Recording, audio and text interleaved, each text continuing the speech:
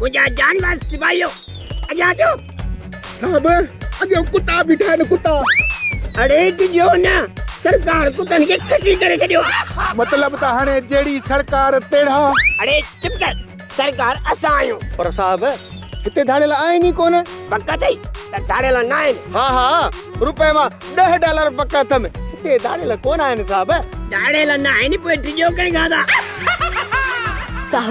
साहब अमा अची वया। हाँ असां त अची विया आहियूं पर धाड़ेला किथे आहिनि? साहब अमा ॾाढी देर कई, धाड़ेल भॼी वया। भला तोखे लुटे वया या बची वई आहीं? मां त बची वई आहियां साहब, पर अमा केॾी देर करे आया आहियो।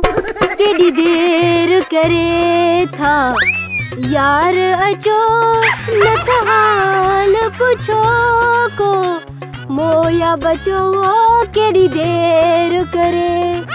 धाड़ेल मूंखे सभु कुझु फसे वया।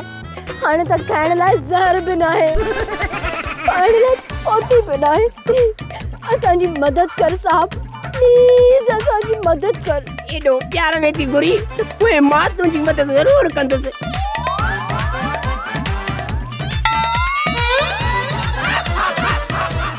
पर छा कयां, मुंहिंजा खीसा त पाकिस्तान जे खज़ाने वांगुरु ख़ाली आहिनि। एॾो टैक्स जेको सरकार थी वठे हू केॾां थो वञे? उहो टैक्स बीमार मेंबरनि जे इलाज ते ख़र्च पियो थिए। साहब इहो पिस्तल ॾे त खपाए अटो वठी अचां। धाड़ेलनि खे पिस्तल जी न पादरनि जी ज़रूरत आहे, पादरनि जी। अचे ही पिस्तल पहुची वञ। थोड़ा पक्का ठरकी सारा अड़जी विया आहिनि जवान सारा।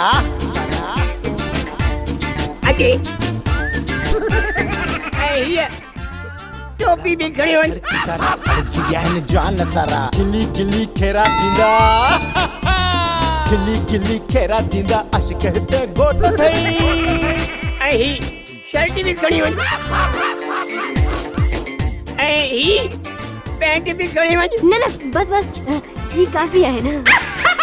हाणे मां हलां थी, दुआउनि में यादि कजांइ। साहब इहो छा कई? अरे चुप।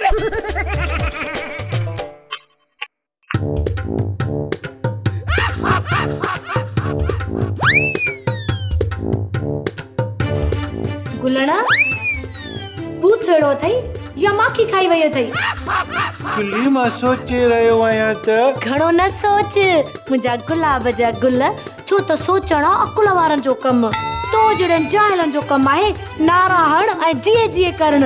मूंखे वॾो खतरो आहे। खतरो? अरे तू केड़ो एमपी जी कुर्सी ते वेठो है जो तोके खतरो आ? मूंखे मुखालफ़ धुर मां खतरो न आहे गुली, मूंखे त टोनीअ मां खतरो आहे। सोप सीरियल मश्करनि जो ॻोठ सीज़न 2 जा तमाम एपिसोड्स ॾिसो हाणे HD क्वालिटीअ में। विज़िट करियो असांजो YouTube channel Sindh TV HD drama.